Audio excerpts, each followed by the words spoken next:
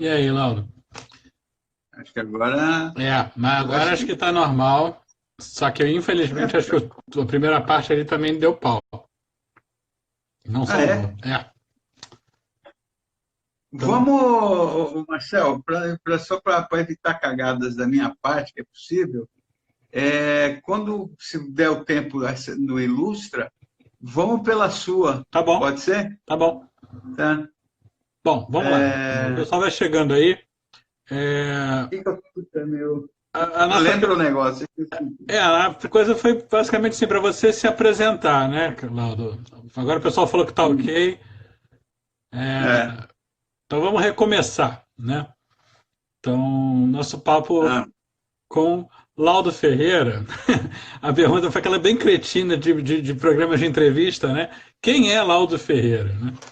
E aí, a gente sabe, pô, você está trabalhando com quadrinhos há 37 anos que você falou, né? é. Fala um pouquinho como é que foi o seu começo, mas não nesse começo, não é uma historinha, assim, mas tipo, qual é a sua relação com o quadrinho, né? Assim, você, Ah, como é que foi a sua relação com o quadrinho e como você começou a trabalhar com o quadrinho, tá? então, assim, é curioso, porque outro dia até eu estava refletindo sobre isso. Eu tenho uma ligação muito grande com o quadrinho, embora a gente está sempre, não é aquela, está sempre buscando aprender a desenhar, mas eu desde criança eu faço algo que é quadrinhos. Eu Hum. não tive nenhum momento que eu me enveredei por outra coisa, você entendeu? Então é quadrinho. É, isso até talvez tenha me atrapalhado de eu não ter estudado. Fui estudar depois de velho, né? De velho assim, de adulto. É, pintura, sabe, essas coisas. Aham. Nos anos 70, quando eu era criança, não tinha essa coisa de desenho, de escola de desenho, era tudo estudar, escola de desenho, não, estudar história em quadrinhos, essas coisas. Sim, Você estudava desenho, né? sim. Então, assim, eu lembro de muito pequeno, cara. Eu não tenho uma lembrança inicial, mas eu lembro de muito moleque, meu pai me levar lá em São Vicente, lá onde eu nasci, levar eu em banca para comprar gibi. E é curioso, cara, eu nunca, assim, eu tive um relacionamento muito complicado com meu pai, isso aí virou, inclusive, Virou história em até gibi. quadrinho, né? Virou até gibi, né? E eu nunca perguntei, porque assim, meu pai me levava em banca e eu não tenho uma lembrança do meu pai me comprar, eu estava falando Turma da Mônica, Tio Patinhas, Disney, essas coisas, né? Meu pai me comprava super-herói, aqueles gibis da EPAL que tinha antigamente, vinha da Marvel, vinha dois heróis e Batman, essas coisas, e comprava um gibi de guerra nacional, que é Pelotão Suicida, que é um Uhum. clássico feito pelo Rodolfo Zala, Combate, Combate, essa eu já vi alguns em e sebo. é, Combate o Inácio Justo, que o Inácio Justo acho que é vivo ainda, um grande desenhista de avião, essas coisas e tal. E aí eu lia isso. E aí, nessa leitura desses gibi de guerra, eu fui pulando para gibi de terror, porque tinha o anúncio lá. Meu pai, obviamente, não me compraria, mas eu lembro de eu ir na banca e comprar. Cara, um dos primeiros gibis que eu lembro de ter comprado de terror, tinha uma mulher nua na capa desenhada pelo Nico Rosso. Uhum. Eu acho que eu, como um potencial não quero falar uma bobagem aqui, mas enfim, um rapaz adepto da boa sacanagem desenhada, aquilo mexeu comigo, ali, acho que foi ali. E aí eu fui descobrindo gibi, li muito gibi de terror. E paralelo a isso, meu pai me comprou muito cedo, meu pai me comprava muito livro para eu ler. Então, eu com 11 anos de idade, eu já tinha lido Ilha do Tesouro, 20 Mil Léguas Submarinas, Uhum. sabe? Puta, uma porrada de coisa, não lembro. Meu pai não era uma pessoa culta, dada a ler muito, mas ele ele me comprava e eu começava a desenhar. Eu tenho uma lembrança muito boa desse período de ler, de gostar de ler, de ter um prazer imenso de ler. Aí, um pouquinho depois, veio aqueles gibis lindos da Block de super-herói, né? Grande. Isso tudo foi minha formação ali de quadrinho ali. Júlio Esse Maga, período para mim, Júlio Maga esse período para mim, tá perguntando do Zéfiro para você. não teve esse negócio, não. Essa putaria, né? Uhum. Essa coisa veio já nos anos 80 que eu descobri. Mas nesse período, não tinha isso. O que foi muito forte para mim foi esses gibis. Cinema, que eu ia muito, eu era moleque, mas era um período meio curioso, cara. Eu ia no cinema, eu lembro de eu assistir em 76 Exorcista, Uhum. e fiquei moleque, né? 12, 13 anos de idade, fiquei uma semana sem dormir. Assistia muito pornô chanchada, cara. Os caras me põem para dentro, não sei lá por que eu entrava. Eu entrava. Não Sim. tinha, nunca falsifiquei carteirinha, sei lá. Não tinha. Também nos cinemas lá em São Vicente, meio, sim, meio pulguento, né? Então não estava valendo. Isso tudo me moldou, cara. Isso, sabe, me fez a cabeça foi fazendo E o salto para isso começar a virar seu trabalho, como é que foi? Isso te moldou e olha, como é que foi assim, seus primeiros contatos para começar a trabalhar com isso, assim, como é que foi? então, teve um hiato aí que eu fui desenhava. Quando chegou no final dos anos 70, eu dei um break com desenho por envolvimento com outras coisas, de turma de literatura, aí você já está meio pré-adolescente, aquelas histórias. Aí eu comecei a me ligar com um pouco de música e parei de desenhar. Mas nesse período eu continuava a ler gibi, foi quando eu comecei a ler, tinha as coisas da Grafipar, Tá? Eros, uns gibis de terror que eu não lembro o nome. Foi aí que eu descobri Mozart Couto, o Franco, o Cláudio Seto, enfim, todos esses caras. Aí, um pouco depois, veio a Prese Editorial, que é o Franco, quando ele volta para São Paulo, ele tenta fazer uma versão paulistana da, da Grafipar. E aí, cara, lendo cara, aquele material de terror, de sexo ali, eu já estava com a coisa de querer de desenhar, de querer fazer, de voltar a querer fazer história em quadrinho, mas eu não sei muito explicar o porquê. Eu mandei uma carta, mandei uns desenhos meus lá dentro, o Franco, eu não sabia quem era Franco de Rosa, não fazia assim, sabia quem era o desenhista, mas não sabia da relevância dele. Aí ele aceitou lá, falou que tinha potencial, tinha jeito para desenho, e me mandou um roteiro. De cara, assim, eu peguei um roteiro do Júlio Emílio Brás, cara, que é um grande escritor brasileiro. Eu lembro do porra, meu, cacete, já Você tá, me tremeu. manda um. Você... Porque era um roteiro de um profissional, né, mais velho, eu era jovem, enfim, mas foi um desafio. E a coisa foi indo. Tem um impulso meu de querer fazer. Eu lembro que eu fui fazendo, sabe? Até hoje eu sou assim, Marcelo. Yeah. Eu vou fazendo, sabe? Eu fui fazendo. Quando fechou a Press, eu e um monte de caras aí, a Press fechou acho que 85, 86, eu e um monte de autor novo, a gente ficou na mão ali, né? E aí foi quando descobri os fanzines pelas revistas do Zala lá, né? Que ele tinha anúncio. Aí eu fiquei muito tempo colaborando com fanzine. Assim, eu ia fazendo, né?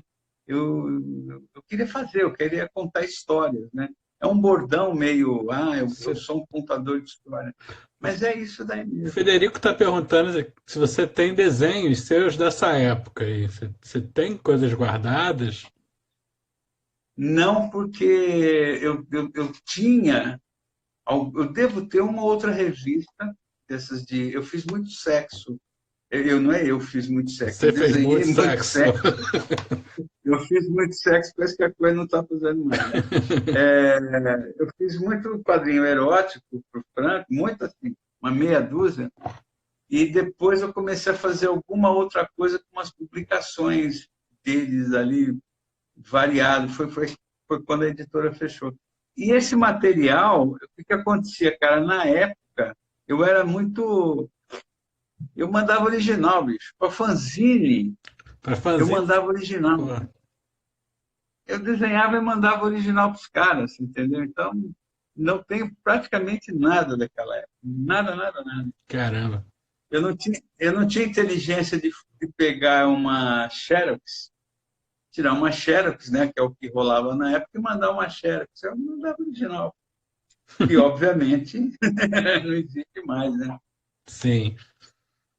Bom, e aí você foi enveredando nesse mundo aí meio, entre aspas, periférico dos fanzines e tal. E como é que foi? Aí você começou a trabalhar com ilustração editorial também, né? O que aconteceu? Paralelamente. Aí, Eu comecei fazendo fanzine, né? Que era uma coisa muito legal, isso no meio dos anos 80. uhum, Eu recebia 30 cartas em casa, era muito legal, cara. E aí, quando eu recebi uns fanzine mais bem acabadinhos, ficava tudo. E era fanzine do Brasil inteiro, isso era muito legal. Aí uma eu rede, comecei, né? eu trabalhava. Cara, por muito deles, a maioria está nativa ainda hoje. Sim, O Denilson Reis, o Gás, o André Carinha, esses caras estão até fazendo até hoje, até aí, a hoje. turma do Sul, lá, gauchada. Aí eu trabalhava com arquitetura, como desenho arquitetônico, e aí eu comecei a perceber que eu comecei a fazer uns frilazinhos de publicidade. Coisa bem chula, mas assim, eu comecei a ganhar uma grana. E eu comecei a perceber que o que eu estava ganhando com frila era igual ao que eu estava ganhando como empregado. Uhum.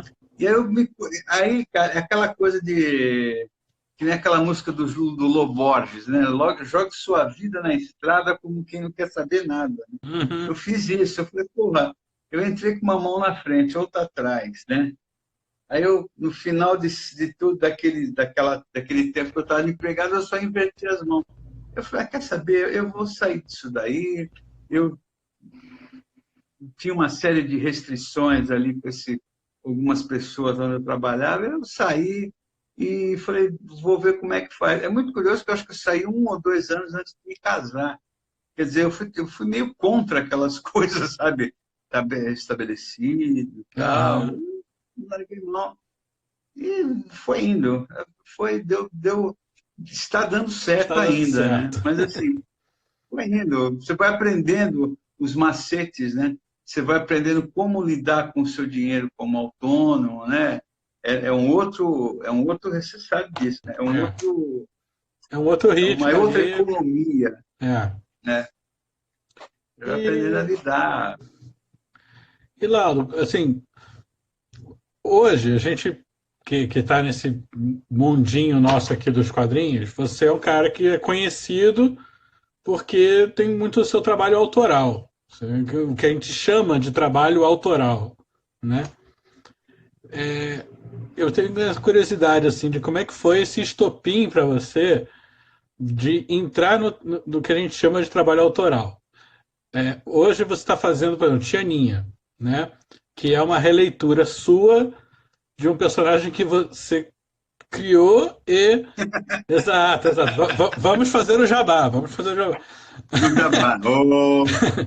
Assim, Tianinha é um personagem que você criou e trabalhou por muito tempo, que acho que é legal explicar para o pessoal o que era Tianinha e o que é Tianinha agora. Eu acho que é legal a gente falar disso. E aí eu tenho curiosidade de saber isso, como é que foi esse estopim? Você, por exemplo, quando você parou de fazer quadrinhos Tianinha na época, e qual foi o estopim para você fazer o que a gente chama de histórias mais autorais, seja para coletâneas ou coisas não seja por encomenda, né? Tipo, quadrinho de terror ou quadrinho pornográfico e tal. Quando você começou a fazer as suas histórias, tá? Olha, Fala aí.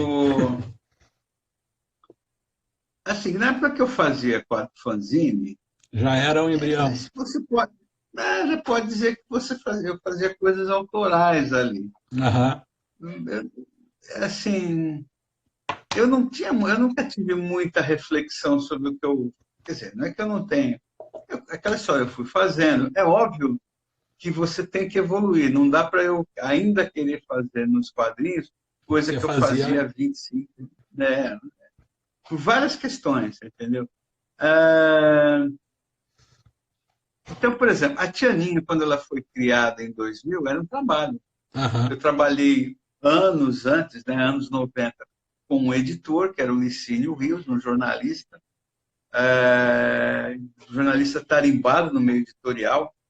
Ele, um tremendo bebedor de uísque, ele morava aqui perto de mim, a gente passei muitas tardes bebendo uísque com ele, mas eu aprendi muito sobre o projeto, sobre o processo editorial com ele. E aonde ele ia, ele me levava. E trabalhei em vários lugares com ele, inclusive com o Oscar Maroni lá, aquele dono do Bahamas, Uhum. trabalhamos para ele. Apesar de tudo que o Oscar Maroni, né, tal, com quem ele pagava muitíssimo bem ali, um Pagava no original ato. preto e branco. Putz, sim, era um negócio. Para hoje ele pagava bem.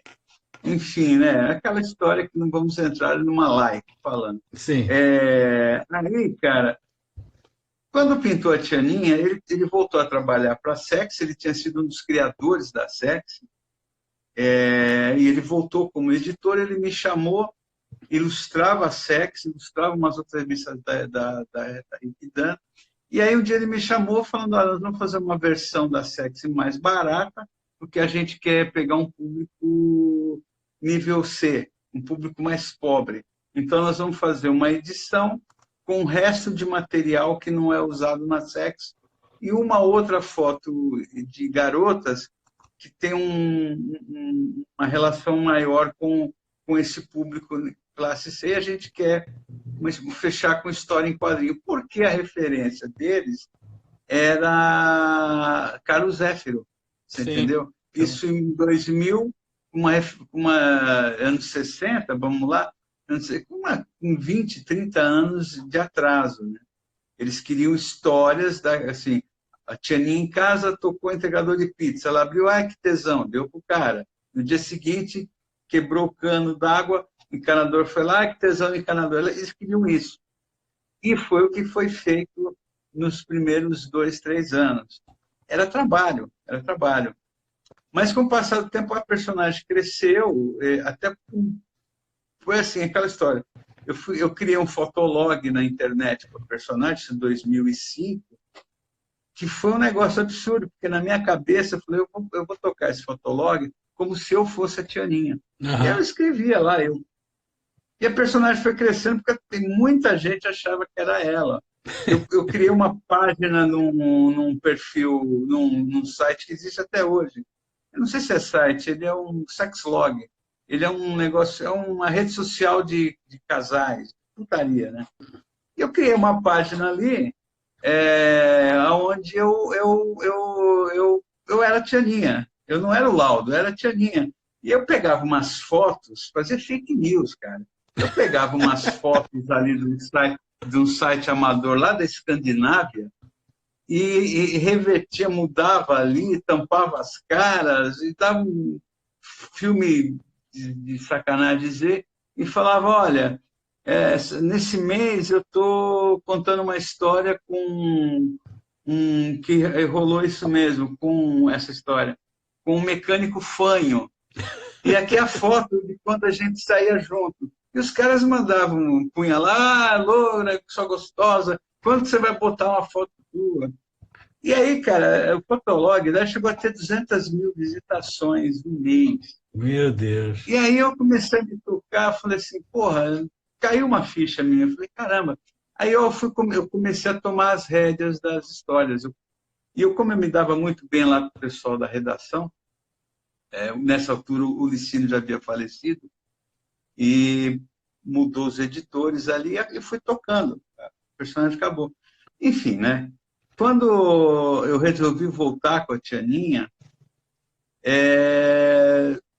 eu tinha desistido de fazer ela por um preconceito da minha parte, sabe?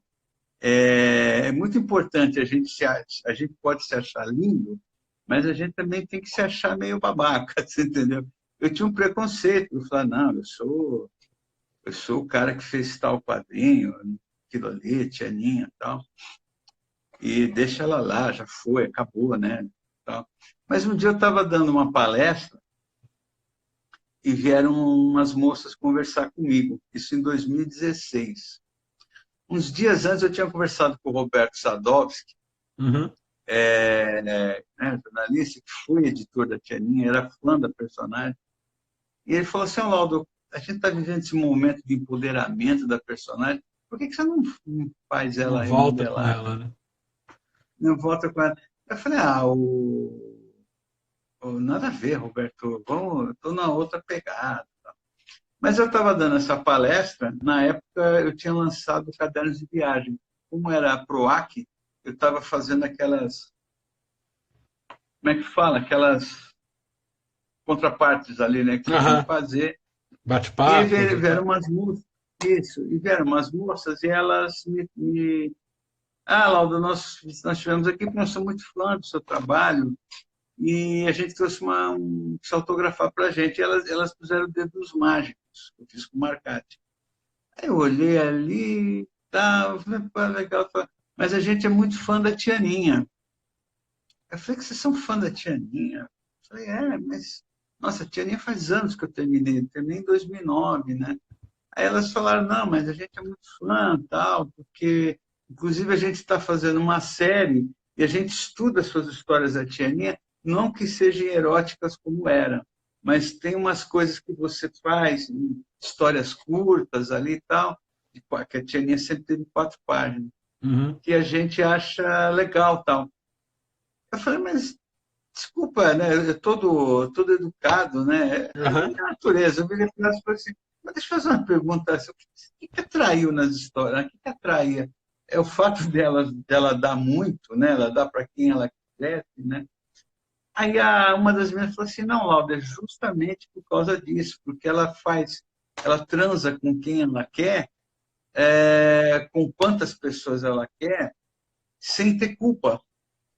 Ela faz pela livre e espontânea vontade dela, e para nós isso é muito importante. Aquilo foi assim, como a turma diz, Foi foi um o. soco no estômago. Porque eu falei, caralho, porque na minha cabeça, toda essa putaria, vamos dizer assim, que a Tianinha fazia, ela entrar num banheiro de um time de futebol e dar para todos, não era aquela coisa sexista que a gente vê no filme pornô, Uhum. sabe? Que é 5 caras fazendo a mulher de gato Gato sapato e a sapato. mina ali. A ideia é que ela encarava aquilo ali, ela comia os caras, Sim, entendeu? ela que está E no era uma comando. coisa, ela que está no comando. E era uma coisa feita com consenso, né? Na época o Omar, a gente trabalhava junto, né? Eu conversava muito com ele. A ideia é que tá tudo bem, todo mundo quer fazer aquilo. E talvez essa intenção tão, né, assim, todo mundo quer fazer aquilo na boa, né? Aquilo ali, sem estar forçando a barra, foi o que tem atraído atenção. E aquilo mexeu muito comigo, tanto que eu saí da biblioteca lá onde eu estava e falei, vou pagar um café para vocês, vamos conversar e tal. E aí eu saí de lá decidido A a retomar a fazer a personagem. Tianinha, né? Nessa Só que aí retomada. Fala. não, Eu ia não, falar, essa manda retomada aí. você está no quarto volume dela, né? Está lançando agora o É, quarto volume da retomada, né? Que aí você, com então. a quinta já pensando. Pois é, e aí você retrabalhou mais ainda esse conceito na tua cabeça, né? As histórias já são mais longas, né? Um pouquinho, né? No formato. Quantas páginas tem, É, Etienne? aí 24. 24, então. 24, 23, é. Essa edição 4, depois de umas dicas editoriais aí que eu tive, porque eu que estou fazendo tudo, né? Aham. Sim, o Sérgio Chaves me ajuda, né? Como design, como editor que é talentoso, mas ali a cara, ali quem pensa sou eu. Então você vai aprendendo algumas coisas ali. Essa edição nova, eu acho que está meio que já entendida como que vai ser a edição da coisa, né? E aí a ideia era muito simples, é trazer a personagem, como eu falei, negócio de preconceito que eu tinha, eu trouxe ela da onde ela estava ali Uhum. para o meu universo de fazer história, sabe? Meu jeito de fazer história. Essa coisa meio mística, meio viajandona, meio... Enfim, esse tipo de história que eu gosto de fazer. E aí eu fui achando alguns pontos bem curiosos que justamente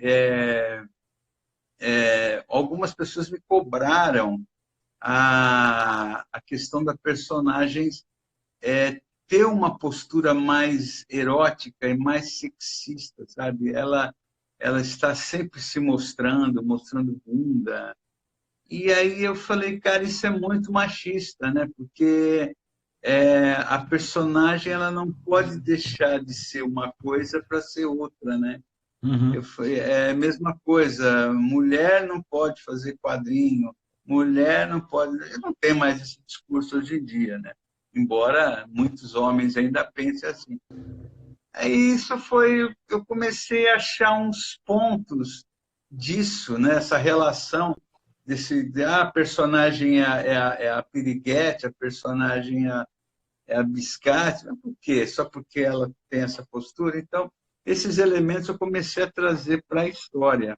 Se torna uma personagem, E aí você, se torna uma personagem muito mais complexa do que essa leitura superficial, você assim, né? vê, o Thelonious Blasco, que é o arqui-inimigo dela, né, que tem a cara inspirada no Zé Celso Martinez Corrêa, não por nada, né? Uhum.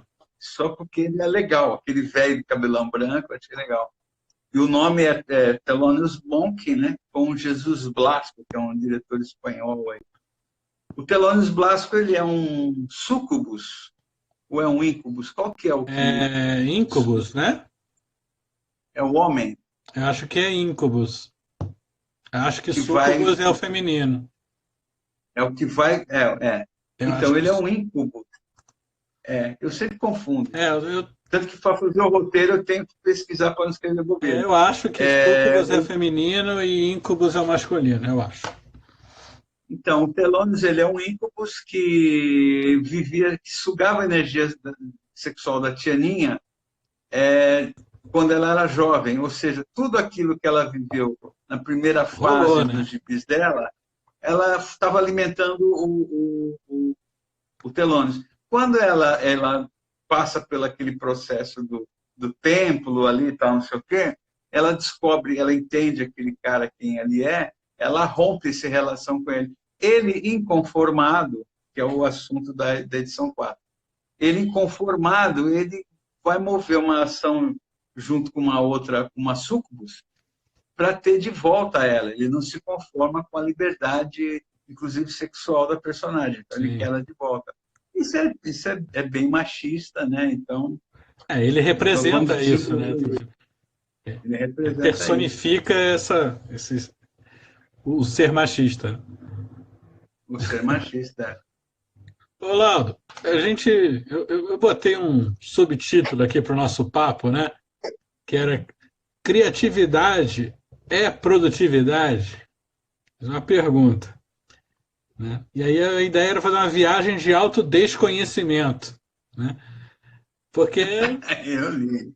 porque eu acho que assim, a gente está sempre se não se entendendo e tentando se entender, né? O tempo inteiro, né? Mas esse Ah, papo da criatividade e produtividade, eu acho que era legal a gente tocar nesse assunto, porque essa coisa da quarentena, pandemia e o escambau, parece que rola uma certa pressão, né? De que a gente que já trabalha normalmente em casa, né, tem que continuar produzindo normalmente, mas tem que produzir pra caramba, tal, todo mundo tem que estar ali, tal, e às vezes tá complicado, né? E às vezes você também trabalha muito, mas isso não necessariamente reverte numa coisa boa para você. Mas você é um cara que trabalha muito, faz um monte de coisas ao mesmo tempo, eu também, mas eu acho que você tá ganhando. E eu queria saber Não como. é uma Não disputa. é uma disputa, é só um comentário. Mas eu queria saber É, como é que você vê isso, assim, e como é que você equilibra isso para você, né? Então, essa coisa da você ter muita ideia, muitos projetos em andamento, e aí tá essa situação, aí como é que você se organiza, como é que você consegue estar produtivo, você está se sentindo bem, como é que tá? olha, é gozado. Hoje eu já saí de manhã, eu não saio, quase não saio. Tenho saído a cada uma semana. Esporadicamente que eu vou no mercado aqui do vizinho meu para comprar pão e vou nos horários mais eu Mais sei que é vazio. vazio. E hoje eu dei uma saída, mas de máscara e tal, né?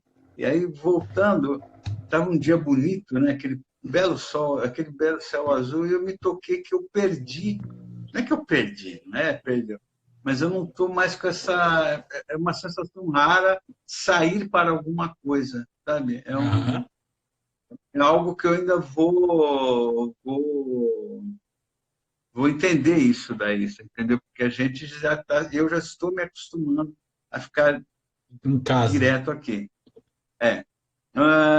Cara, a gente está vivendo um momento que ele é muito, como se dizia antigamente, periclitante, né? Sim, Ele é um período muito, muito complexo, e o Brasil, muito em especial, está com isso levado a 1 milhão. sim. Acho que se a gente estivesse passando por um outro momento político, Estaria seja lidando com qual isso de uma maneira fosse, mais leve um pouco, né? Mas a gente acho que está. até se fosse, acho que até se fosse sem entrar muito nessa questão, mas acho que até se fosse o Paulo Maluf, Acho que se fosse é, um tronco de árvore governando, a gente ia estar melhor. Mas é, vamos. então, né, a gente já está melhor. Então, assim, eu não passei nenhum período depressivo, desanimado, sem estímulo de criação. Eu vim de um processo já de 2 anos para trás, onde eu passei umas coisas muito pesadas, pessoais, que não, né, não vem ao caso falar numa live, mas todos passam por Sim, isso, né? Em que eu meio que sem pensar nessa consequência, quando veio essa pandemia, eu já me senti meio seguro, sabe? Meio, sabe, tudo bem, vai rolar isso aí, vamos nessa, sabe? Então, assim, esse processo de você não perder o pique, cara, é um pouco, talvez, tenha a ver com aquilo que eu estava falando lá atrás, sabe? No começo, lá atrás não, agora há pouco no nosso começo do papo. Eu sempre vim fazendo, você entendeu? sim. Então, é, é, é, é algo que me alimenta mesmo, sabe? Uma vez conversando com eu não sei te explicar muito bem de onde vem, mas assim, é preciso fazer isso, sabe? É para mim, para quem está fazendo junto comigo, né? Se for algum parceiro, e é para as pessoas, sabe? A gente não é uma coisa altruísta, não precisamos, nós somos artistas, temos que segurar essa onda, porque nós somos humanos, né? Claro. Nós somos fadados a querer ficar um dia inteiro largado na cama e falar, olha, tá todo mundo morrendo, foda-se. Mas não é por aí, eu não penso muito por aí, sabe? Eu acho que é o estímulo de fazer, sabe? É o estímulo de fazer. Minha cabeça vai armando possibilidades de tempo, onde às vezes eu vou caindo na conclusão que não é tão desse jeito, mas aí eu vou readaptando as coisas e vou adiante. Porque assim é motivador, é inspirador, você está fazendo as coisas, né? É, E eu acho que nesse período que nós estamos, tem que, mais do que nunca, a gente tem que procurar estar fazendo, né? sim. Não É, sei se eu te respondi, Marcel. não, respondeu. Eu acho que às vezes o pessoal tem um pouco de curiosidade da parte prática também ali, do como é que é o seu processo, assim, né? Tipo, Ah, você acorda, toma um café, aí você vai desenhar. Como é que é? Assim, eu só... cara, E você faz o um meu, monte. o meu, Você está com vários projetos ao mesmo tempo. Como é que você concilia isso um pouco? Vai? ah, então, por exemplo, hoje em dia, atualmente, eu estou trabalhando num álbum autoral. Uhum. É alguma coisa, é mais que isso, né? Você sabe. Eu estou trabalhando em duas adaptações literárias e em duas HQs curtas, né? Então, como é que eu faço, cara? Por exemplo, eu acordo cedo todo dia. Eu acordo cedo, assim, 6h30, 7 horas, 7h30 no máximo. Eu não mudei minha rotina antes de pandemia para agora, eu continuo na mesma. Acordo, já venho para a prancheta e minha esposa acorda um pouquinho, umas 9 horas, tal. Minha esposa também trabalha em casa, já trabalhava antes. E aí eu sento para tomar café com ela uma meia hora e volto para a prancheta, almoço, vou à tarde trabalhando, você entendeu? Vou até 7 horas da noite. Atualmente, dia sim, a cada 2 dias, faço uma ginástica, que dou uma corrida, substituí o que antes era levar meu filho no judô, eu fazia uma caminhada, essas coisas. Às vezes eu trabalho à noite, às vezes eu trabalho umas 2, 3 horas, esse horário do nosso papo aqui, porque a coisa rende, né? Esse horário está mais gostoso. E aí vai. Se eu estou num pique, né? Se eu Aham. estou cansado, às vezes eu estou cansado, mas isso é todo dia, todo dia. É uma um foco, né? Enfim, você é teu patrão, né? Então você tem que ter essa disciplina, né? Você tem Sim. que ter essa disciplina. E aí eu vou revezando, né? Eu não consigo trabalhar, não sei se como é que você faz assim. Se eu vou trabalhar, por exemplo, no Aimará, então eu vou, por exemplo, amanhã, quinta-feira, eu vou trabalhar no Aimará, então eu vou o dia inteiro no Você Aimará, fica naquele dia só entendeu? naquele. Não, eu não consigo. Eu já tentei fazer isso, fazer de manhã um negócio, depois do almoço eu tenho que estar num fluxo, sabe? Eu tenho que estar num negócio. De um dia para o outro, tudo bem. Às vezes, não, sabe? Às vezes, por exemplo, eu estou fazendo um negócio, se eu saio, se eu parei 7 horas da noite e não retomei, eu preciso continuar no outro dia. Aí eu vou mais um dia. Eu vou fazendo essa coisa assim. Eu É. não tenho isso assim, eu preciso fazer um trabalho, eu não consigo fazer muita coisa ao mesmo tempo. Para mim, é bem, bem tranquilo. Não, legal. Você e você transita dentro desses trabalhos diferentes, você faz acabamentos diferentes também um pouco, né? No seu desenho, no estilo, um pouquinho em cada um vai mudando, né? Isso é que talvez essa coisa de você dedicar um dia para cada projeto é importante, né? Para manter o Olha, mesmo.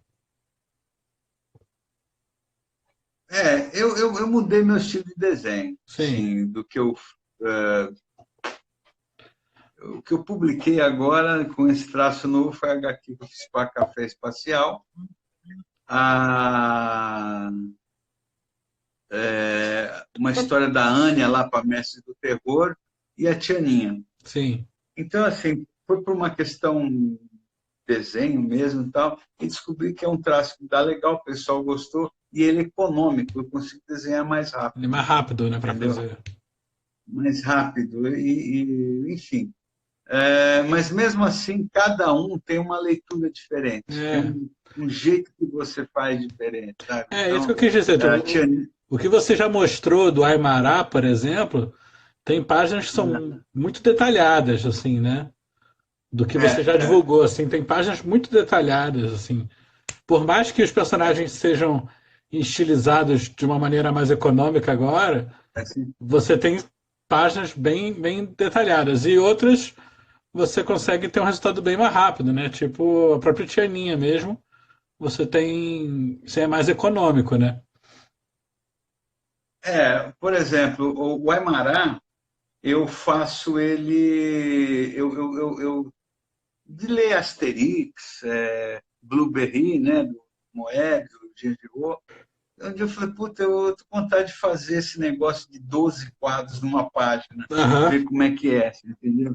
Aí eu já tinha uma vez conversado com o Spaca sobre isso também, que ele fez umas HQs com essa diagramação, mas do jeito que ele faz ali fica muito grande.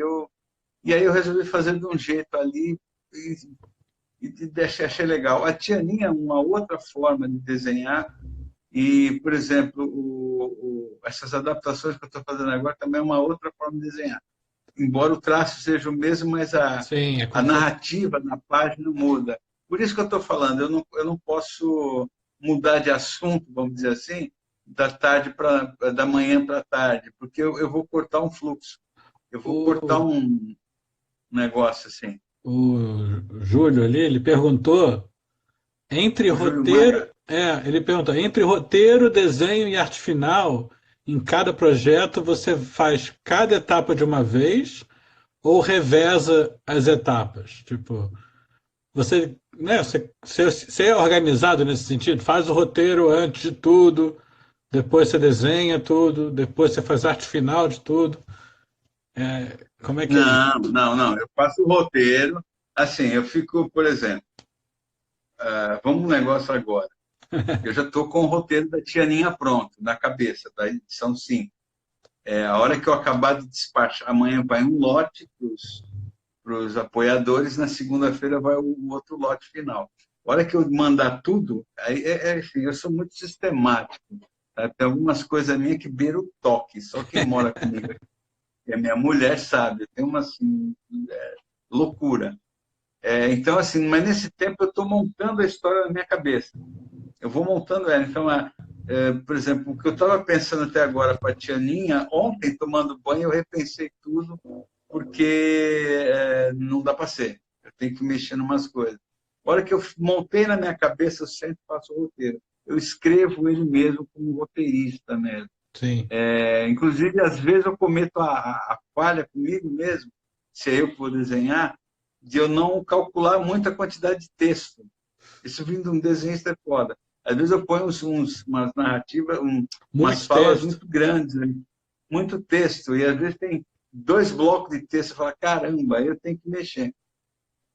Aí quando vai para o desenho, eu desenho quadro a quadro, respondendo para o Maga. Eu desenho quadro a quadro, eu arte finalizo, desenho e arte finalizo, desenho e arte finalizo. Eu não consigo ter essa coisa mais assim. A única coisa que, às vezes, a narrativa da página, às vezes eu estou com a página ali, eu começo a desenhar, finalizar o último, eu tenho o RAF da página aqui do meu lado, né? Eu, às vezes, vou fazendo o último quadro da página, eu faço o meio, depois faço o primeiro. Às vezes eu começo Na, normal na, mesmo, primeiro, na- segundo, terceiro.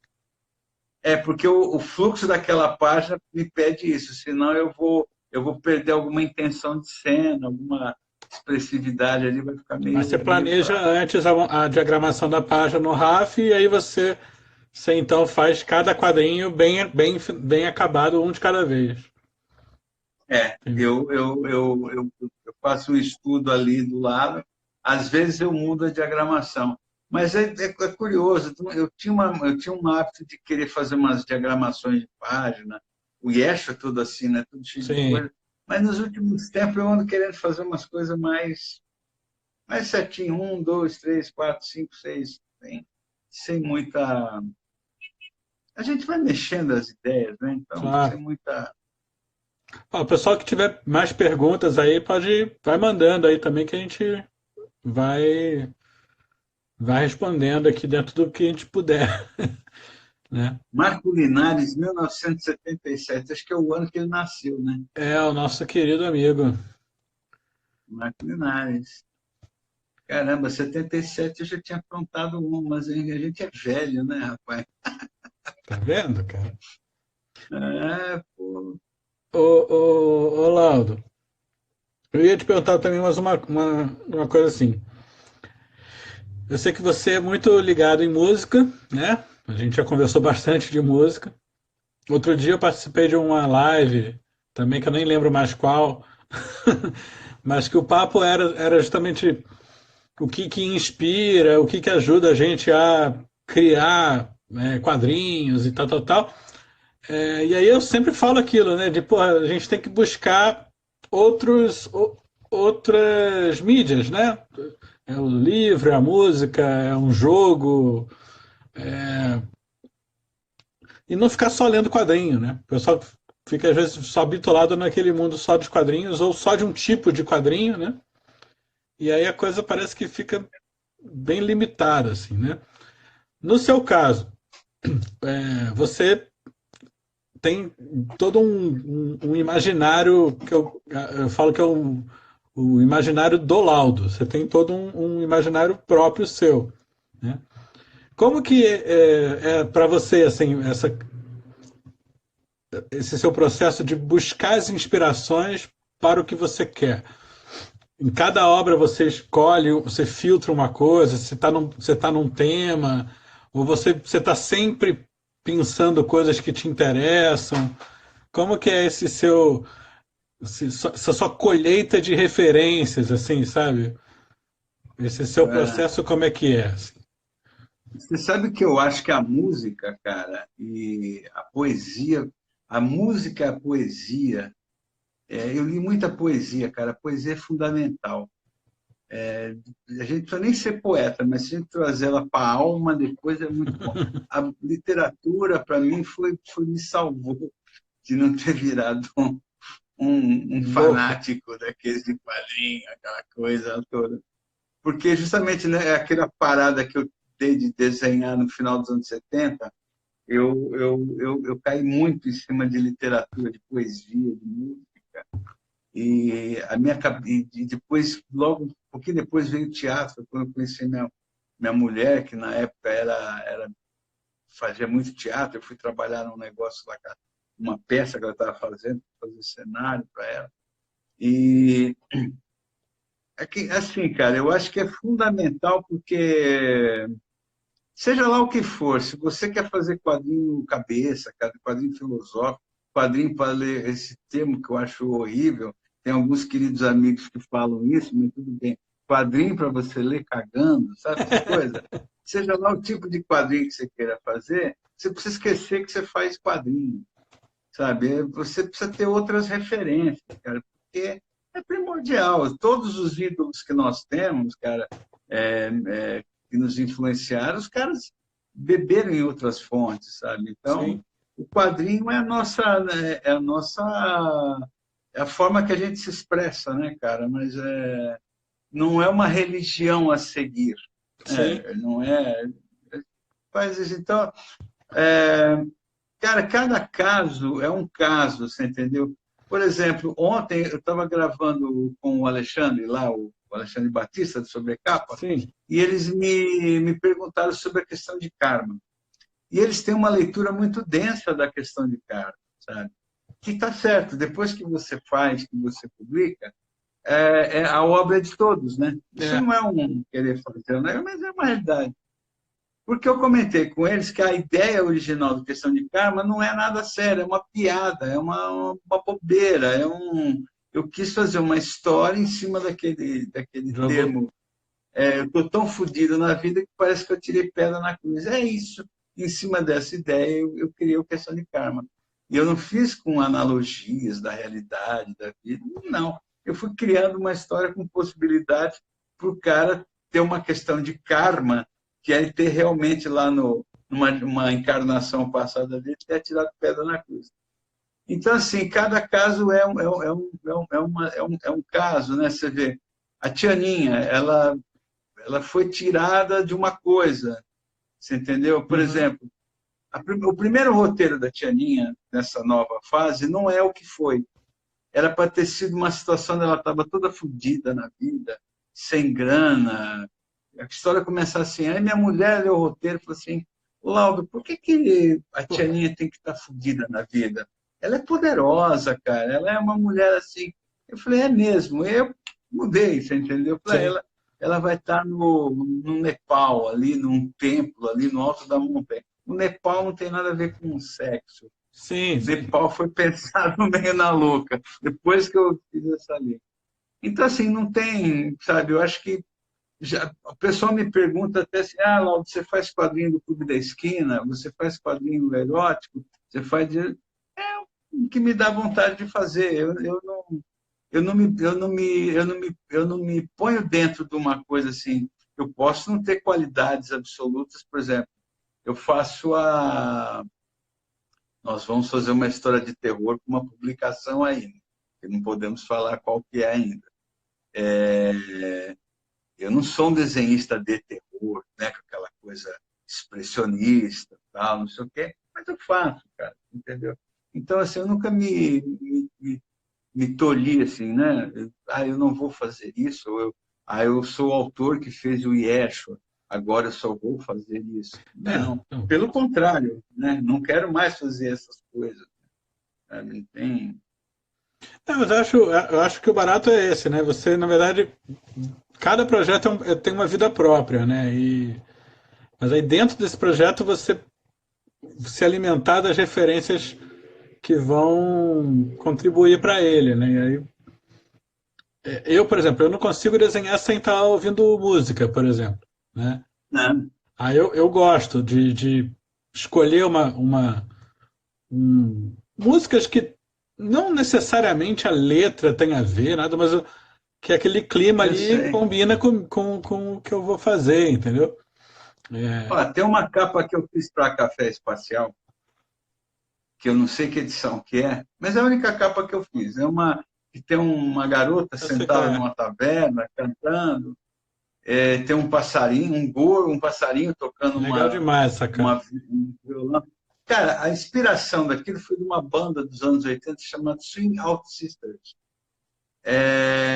que eles têm uma música, puta merda, que eu não vou lembrar o nome dela agora. É, Somewhere in the World, que é uma música que quando eu ouvia, ela me trazia um astral muito bom. Eu ficava feliz ouvindo aquela música. Uhum. Ela tem um clima claro, luminoso. E aí o Sérgio me pediu uma capa. E eu falei, o que eu vou fazer? Aí eu escutei essa música e falei, puta. Tanto que eu desenhei a menina, inclusive, bem inspirada na vocalista lá. Então, essas coisas vêm daí. O Santo Sangue que a gente fez, ele veio de uma ideia inicial de uma garota, da onde vem essa ideia, que eu não sei te falar muito bem, mas assim, de uma garota que é uma santinha, né? Que ela menstrua, não é que ela nem menstrua, ela sangra todo dia, que não é uma menstruação, mas ela sangra todo dia, aquele sangue ela cura, né? Uhum.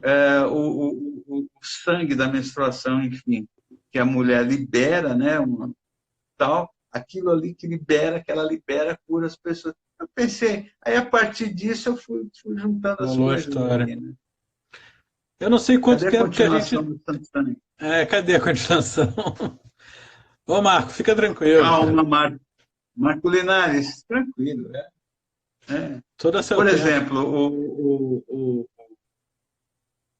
eu não lembro o nome dele, ele até está na sala aí, do Canto do Gárgula, né? Sim, Ele falou assim, cara, a bruxa, ele gostou muito do Santo Sangue, e ele falou que você precisa fazer uma história solo da bruxa. da, da bruxa. Pode ser, mas assim, ela funciona naquilo, É. sabe? Ela é a coadjuvante que rouba a cena. Ela é que nem os Minions, sabe? Acho que se ela ganhar um filme, É tipo, ela perde, é né? tipo aquela história de vai ter filme do Guerra nas Estrelas, aí, vou fazer um filme do Yoda. Ele vai estragar, porque o Yoda só é É, legal lá, cara. Tipo, e ele é legal, ele é legal, a bruxa, ela é legal dentro daquele contexto, porque quando eu escrevi, aquilo era original para mim, né? Eu me lembro de eu escrever o roteiro e me diverti escrevendo. Eu lembro de eu Aquela sentado personagem é aqui. ótima, cara. Então, eu lembro de eu estar sentado digitando o texto, eu ri sozinho. Se eu for fazer uma história nova com ela, mesmo de coadjuvante, pode ser que não tenha, não saia com a originalidade É. que enfim, que ela tem, que ela teve nessa primeira história. Ah, eu não sei Quanto quanto tempo nós tempo a estamos? gente tem, mas eu acho que deve estar acabando, né? É, eu acho que a gente pode fazer o seguinte, pessoal, não foge aí, quem tiver. Eu vou encerrar essa, vou salvar, e aí eu abro uma nova, coisa de alguns Ô, Marcião, minutinhos, eu abro uma nova, só para a gente fazer um encerramentozinho aí, não vai ser tão longa não. Pode ser? você vai abrindo Marcel, Marcel. Provavelmente no meu perfil, tá? Mas eu vou Tá tentar bom. abrir no Ilustradoria de novo, só ver se eu consigo salvar aqui, tá bom?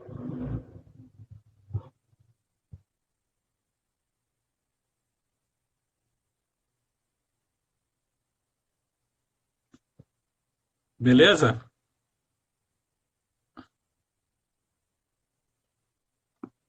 Então a gente já volta, não vai demorar.